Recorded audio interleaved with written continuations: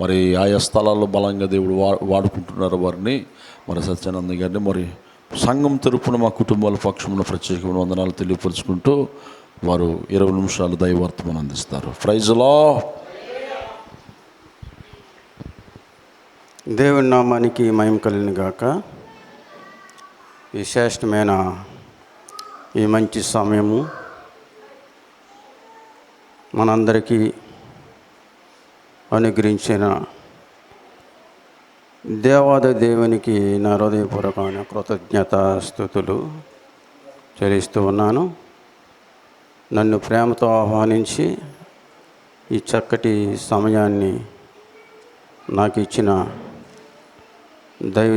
దైవజనులకి నా హృదయపూర్వకమైన వందనాలు చెల్లిస్తున్నాను. అలాగే రాత్రికాల సమయం అనేక మంది దైవ సేవకులు కూడా మన మధ్యలో ఉన్నారు. ఇంతకుముందు చక్కటి దేవుని యొక్క మాటలు అందించిన దైవజనులు కూడా నా హృదయపూర్వకమైన వందనాలు. అలాగే రాత్రికాల సమయం దేవుని సన్నిధికి వచ్చిన సహోదరులు కూడా నా హృదయపూర్వకమైన వందనాలు. దేవుని యొక్క సన్నిధి చాలా విలువైనది. చక్కటి ఒక వాక్యాన్ని దైవ సేవకులు చదివించడం జరిగింది. 134వ కీర్తన మొదటి వచనంలో చూసినట్లయితే, యెహోవా సేవకులారా, యెహోవా మందిరములో రాత్రి నిలిచేవారులారా, మీరందరూ యెహోవాను సన్నిధించుడి. యెహోవా మందిరంలో రాత్రి నిలిచేవారులారా. ఈ రాత్రికాల సమయంలో దేవుని యొక్క మందిరంలో నిలిచేవారులారా, మనందరము ఎవరిని సేవించాలండి? యెహోవానే సేవించాలి. యెహోవాను సేవించడం వల్ల మనకొచ్చే లాభం ఏమిటి? యెహోవాను ఘనపరచడం వల్ల మనకొచ్చే లాభాలు ఏమిటి బిడ్డలారా? ఈ లోకంలో రకరకాల పనులు, వ్యాపారాలు, ఉద్యోగాలు, అనేకమైన విస్తారమైన పనుల్లో మునిగిపోయేవారు అనేక మంది ఉన్నారు. చివరగా వారి కోసం ఆలోచించినట్లయితే వారికి మిగిలేది సున్నా. దేవుని దగ్గర ఏ ఆశీర్వాదము వారికి దక్కదు. దేవుని యొక్క సన్నిధిలో ఒక దినము గడుపుట దేవుడిచ్చిన మహా భాగ్యమై ఉన్నది. దేవునికి స్తోత్రం. హల్లెలూయా, హల్లెలూయా.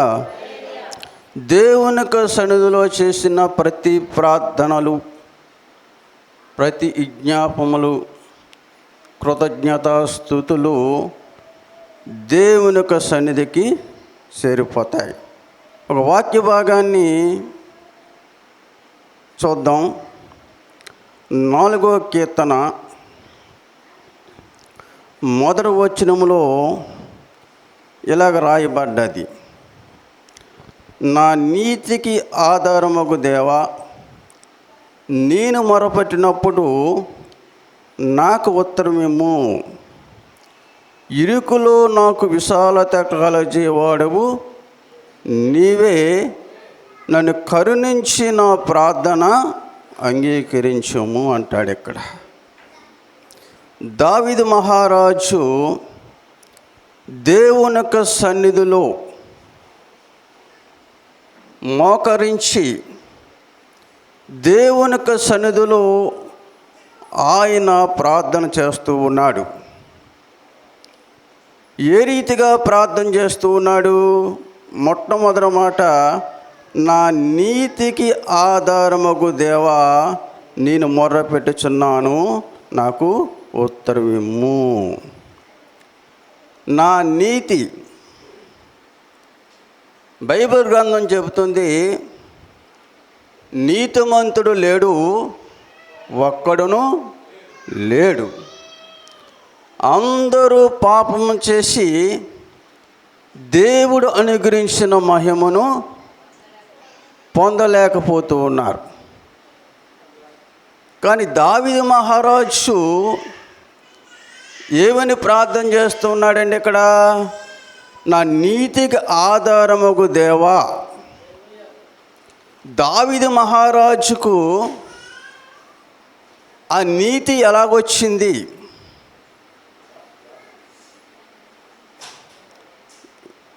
అనేక మంది ఈ రాత్రి కాల సమయంలో కూడి ఉన్నాం.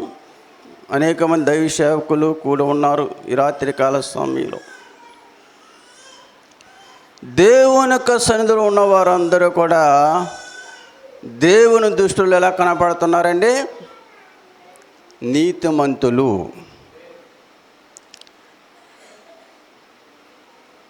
రెండు రకాలైన మనుషులు కనపడుతూ ఉంటారు మనకి. దేవుని యొక్క సంఘంలో కూడా రెండు రకాలమైన మనుషులు కనపడుతుంటారు. ఇక్కడ ఉన్నవారందరూ నీతిమంతులు అని భావించడం అది కూడా తప్పే. నీతిమంతులు, అవినీతిమంతులు. దేవుడు నీతిమంతులకు ప్రార్థన, అవినీతిమంతుల ప్రార్థన ఆయన అంగీకరిస్తాడా? నీతిమంతులకు ప్రార్థన, అవినీతిమంతులకు ప్రార్థన ఆయన అంగీకరిస్తాడా? చెప్పాలి ఒక మాటలో.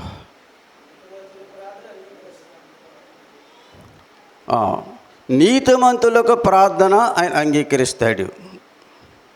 రెండో మాటగా, దేవుడు నీతిమంతులకు ప్రార్థన,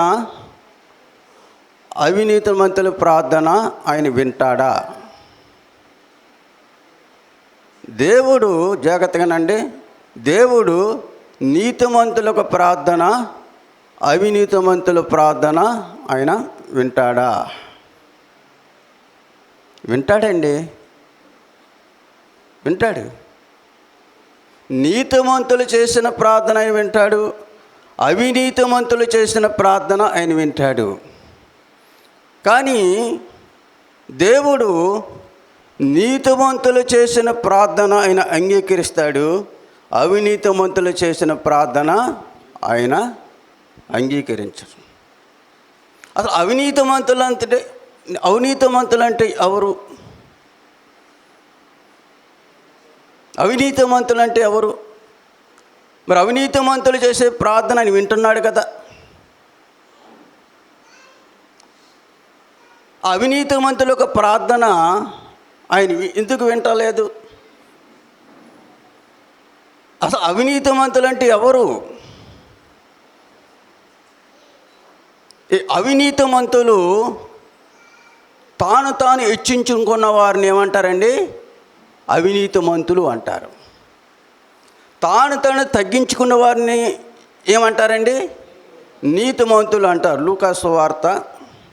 లూకాసు వార్త ఇక్కడ పరిచయుడు యొక్క ప్రార్థన, సుంకరు యొక్క ప్రార్థన దేవుడు విన్నాడు. ఇక్కడ ఈ పరిచయుడు ఏ కోవకు చెందిన వాడిగా ఉంటున్నాడండి? అవినీతి, స్వార్థం, హెచ్చింపుతనం, గర్వం, అహంకారం అన్నీ ఆయన జీవితంలో, ఆయన ప్రార్థనలో కనపడుతున్నాయి. లూకాసు వార్త 18వ అధ్యాయము 10వ వచనం నుండి కొన్ని మాటలు చూసినట్లయితే, ప్రార్థన చేయుటకై ఇద్దరు మనుషులు దేవాలయమునకు వెళ్ళిరి. వారిలో ఒకడు పరిసయ్యుడు, ఒకడు సుంకరి. పరిసయ్యుడు నిలవబడి దేవా నేను శూరులను అన్యాయస్తులను ఇతర మనుషుల వలనైనను ఈ సుంకర వలనైనను ఉండనందుకు నీకు కృతజ్ఞతాస్తుతులు చెల్లించుతున్నాను. చాలమ్మా. ఏమని ప్రార్థన చేస్తున్నాడండి ఇక్కడ? తాను తాను హెచ్చించుకుంటూ, తాను తాను గణపరుచుకుంటూ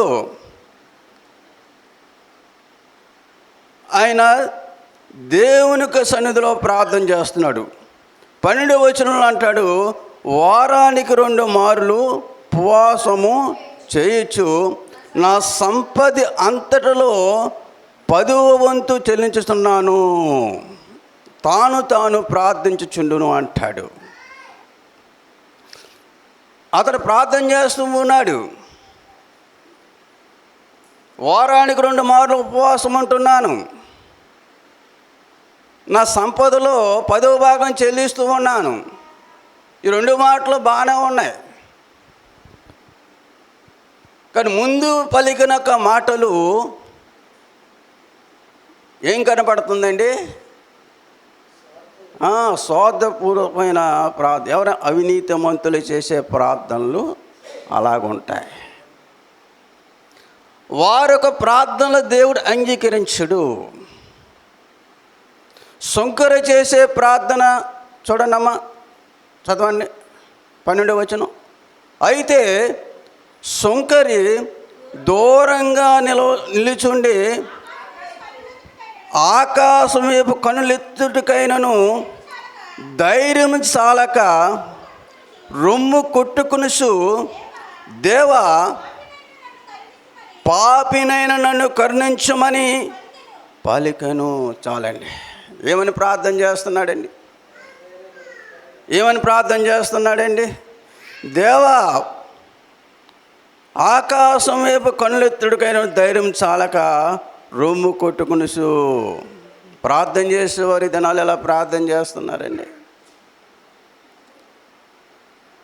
ఈ ప్రార్థన కూడికి కనుక ప్రార్థన కోసం చెప్పాలి. ఇక్కడ ప్రార్థన ఎలా చేయగలుగుతున్నారు? ఇక్కడ దేవుని యొక్క సన్నిధిలో ఉన్న బిడ్డలారా, మిమ్మల్ని మీరు హెచ్చించుకొని దేవుని సన్నిధిలో ప్రార్థన చేసుకుంటున్నారా? అలాగే అది మీరు అవినీతిమంతులుగా ఉంటారు. మీరు తగ్గింపు దేవుని యొక్క సన్నిధిలో ఈ సుంకర చేసిన ప్రార్థన దేవుడు ఏం చేశాడండి? అంగీకరించున్నాడు. అటువంటి ప్రార్థనలు దేవునికి అవసరము. ఈ దినాలు చూస్తుంటే రాబోయే దినాలు ఎలా ఉంటాయో కూడా తెలియదు. అటువంటి దినాల్లో మనం బ్రతుకుతున్నామండి. వచ్చే దినాల్లో శ్రమను ఎదుర్కోవాలి, శోధన ఎదుర్కోవాలి. నేను బాగానే ఉన్నాను, నా బిడ్డలు బాగానే ఉన్నారు, నా భర్త బాగానే ఉన్నాడు, నేను బాగానే ఉన్నాను, నా భార్య బాగానే ఉంది, నా పిల్లలు బాగానే ఉన్నారు అని అనుకుంటే అది పొరపాటు బిడ్డలారా. ఈ రాత్రికాల సమయంలో తీర్మానం చేసుకోండి. శంకరవలే నీ ప్రార్థన చేయకూడదు. క్షమించండి, ఈ పరిసేడు వల్లే మీరు ప్రార్థన చేయకూడదండి. శంకరవలే తగ్గింపు ప్రార్థన. ఆ ప్రార్థన ఎవరిలో కనపడుతుందని? దావీదులో కూడా కనపడుతుంది. అందుకే నా నీతికి ఆధారమగు దేవా, దేవునికి స్తోత్రం, హల్లెలూయా హల్లెలూయా. ఆ నీతిని యథార్థతని దావీదుకు ఇచ్చిన బిరుదులండి. దావీదులు ఏం చూశాడో యేసు ప్రభువారు దేవుడు అంత నీతిని యథార్థతని ఏం చూశాడండి దావీదులో? దావీదు కోసం చక్కటి మాట రాయబడ్డది. దావీదు నా హృదయాన సారి అని కూడా రాయబడ్డది. అంటే దావీదు దేవుని యొక్క హృదయాన్ని, దేవుని యొక్క మనస్సును గెలుచుకున్నాడండి. చాలామంది అండి, నేను దేవుని నమ్ముకున్నాను, నేను దేవుని నమ్ముకున్నాను, దేవుని నమ్ముకున్నాను అంటారు. అసలు మీరు ఎందుకు దేవుని నమ్ముకున్నారని అడిగితే, దేవుడు నన్ను ఈ రోగం నుంచి నన్ను స్వస్థపరిచాడండి, అందుకు నేను దేవుని నమ్ముకున్నానండి. దేవుడు నా జీవితంలో ఈ కార్యం చేశాడండి, అందుకు నేను దేవుని నమ్ముకున్నానండి. నా బిడ్డ జీవితంలో దేవుడు ఈ కార్యం చేశాడండి, అందుకు నేను దేవుని నమ్ముకున్నానండి. ఇంకా రకరకాలైన కారణాలు చెబుతూ ఉంటారు చాలామంది. అసలు మీరు దేవుని ఎందుకు నమ్ముకున్నారు?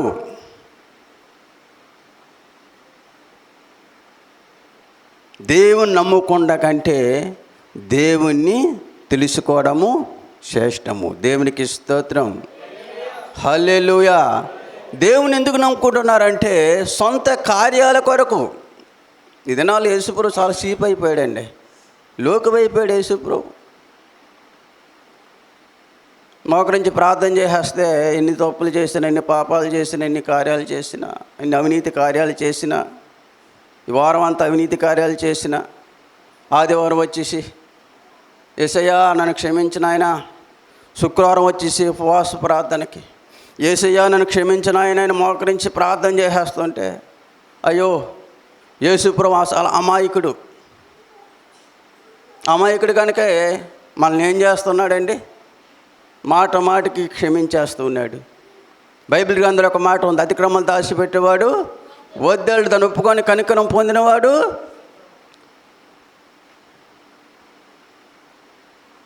ప్రతి అతిక్రమాన్ని కూడా మనం ఏం చేయాలంటే విడిచిపెట్టాలండి. మన ప్రార్థన దేవుడు అంగీకరించాలంటే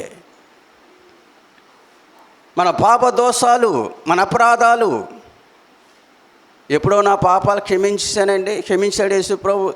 నేను బాప్తిసం పొందినప్పుడు, ఆ నీటిలో మునిగినప్పుడు అనడం కూడా చాలా పొరపాటు అండి. నువ్వు బాప్తిసం పొందినంత మాత్రాన నువ్వు పాపివి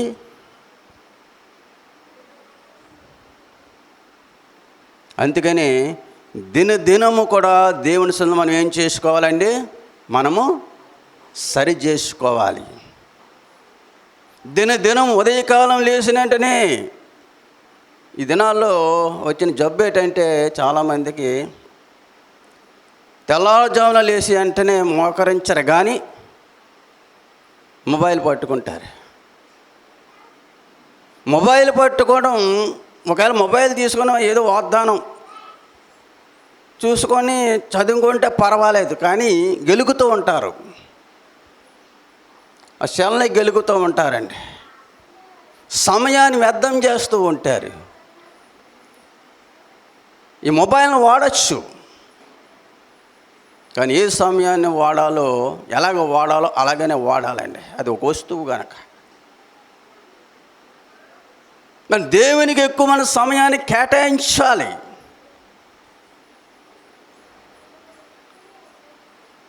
దేవునికి నువ్వు ఎంత సమయాన్ని నువ్వు కేటాయించగలుగుతున్నావు? రాత్రికాల సమయంలో గమనించగలవా? దినానికి దేవుడు 24 గంటలు ఇస్తే మన పని, మన తిండి, మన నిద్ర, మన పనులు, మన కార్యాలు ఎంత సమయాన్ని ఖర్చు పెడుతున్నాం? దేవునికి ఎంత సమయం ఖర్చు పెట్టగలుగుతున్నాం? మనం దేవుని సన్నిధిలో ఎంత గడపగలుగుతున్నాం? అందుకని మనం ఎప్పుడు ఏకుజావనే, యోబు బిడ్డల యొక్క భద్రత కొరకు, బిడ్డల యొక్క రక్షణ కొరకు ఎప్పుడు లేచి ప్రార్థన చేసేవాడండి. ఆయన తెల్లారుజామున ప్రార్థన చేసేవారు, బలి అర్పించేవాడండి. పాత నిబంధన ప్రకారం బలి, కొత్త నిబంధన ప్రకారం ప్రార్థన. ఉదయకాలం లేచి నువ్వు దేవుని సన్నిధిలో నీళ్ళు కుమ్మరించినట్లయితే, నేను గత ముందు వచ్చినప్పుడు చెప్పాను మీకు, నీళ్ళు కుమ్మరించినట్లు దేవుని యొక్క సన్నిధిలో కుమ్మరించినట్లయితే నీ బిడ్డల కొరకు, నీ కుటుంబం కొరకు, మీ సంఘం కొరకు, మీ దైవ సేవకుల కొరకు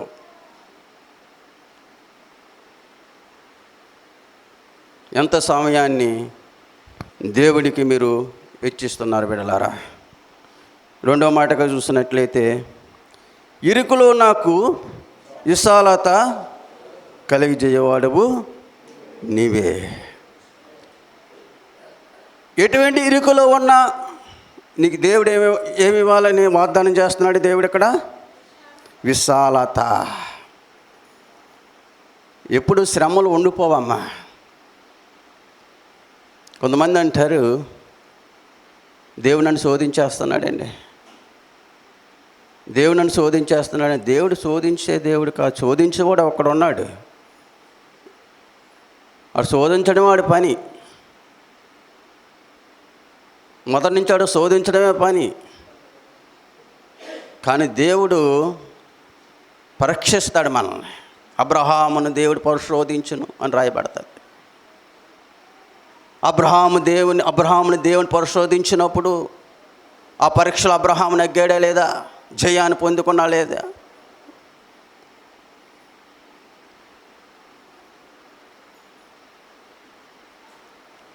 శ్రమదినాన్ని కృంగిపోతే నువ్వు శాతకాని దానువు, శాతకాని వాడువు అవుతావని బైబిల్ గ్రంథంలో రాయబడ్డది బిడ్డలారా. అందుకే ఇరుకులో నీకు ఏం చేస్తాడండి? విశాలకరి చేస్తాడు. నన్ను కరుణించి నా ప్రార్థన అంగీకరించి. దేవా నన్ను కరుణించి నాయన. మన దేవుడు ఎవరండి? కరుణ సంపన్నుడైన. ఆ కరుణ సంపన్నుడైన దేవుని సన్నిధిలో మోకరించి రోడ్డు పక్కన ఉన్న బత్తమై, దేవా నన్ను కరుణించినాయనా, నన్ను కరుణించినాయనా, నన్ను కరుణించినాయనా అని కేకలు వేయగా పక్కన ఉన్న వాళ్ళు ఏమంటున్నారు? ఊరుకోరా, ఎందుకు అలా కేకలేస్తా? ఎంతమంది మీ కేకలకి అడ్డు పడతలేదు ఈ దినాల్లో? మందిరానికి రాకుండా, ఊడికలకు రాకుండా, ఉపవాస ప్రార్థనలకు రాకుండా, దైవ సన్నిధిలోకి కొద్ది సమయం గడపడానికి మీరు ఆసక్తి చూపించిన కొన్నిసార్లు నీ భర్త నీకేమైపోతాడండి? శత్రువుగా మారిపోతాడు. నీ బిడ్డలే మీకు శత్రువులుగా మారిపోతారు. ఆ రోజు కానీ వారు కేకలేమి అయినా లెక్క చేయలేదండి. దావీదు కుమారుడు నన్ను కరుణించిన ఆయన అని కేకలేస్తే, ఇక్కడ ఆగ్రా అన్నవారు ఒక కేకలు 6 మాటలు గెలిచాయా? ఈ శంకర్ ఒక మాట, ఈ కేకలు గెలిచినాయండి. చెప్పండి అమ్మ ఒకసారి. ఈ శంకర్ ఒక కేకలు గెలిచాయి. ఈ శంకర్ని దేవుడు కరుణించి ఏం చేశాడండి? సంపూర్ణమైన స్వస్థ ఇచ్చాడు. దేవునికి స్తోత్రం. దేవుడి మాటలు మనందరి ఇడుకుల్లో దీవించిన గాక. సమయం అయింది కానీ ముగిస్తున్నాను. సమయం ఇచ్చిన దైవ సేవకులు నా హృదయపూర్వకమైన వందనాలు. అందరూ చప్పట్లు కొడుతూ ప్రభు నామాన్ని మహింపరచు. అద్భుతమైన మాటలు విన్నాము. దేవుడు దాసులను వారి కుటుంబాన్ని వారి పరిచర్ని దేవుడు బహుగా ఆశీర్వదించును గాక. Okay, thank you.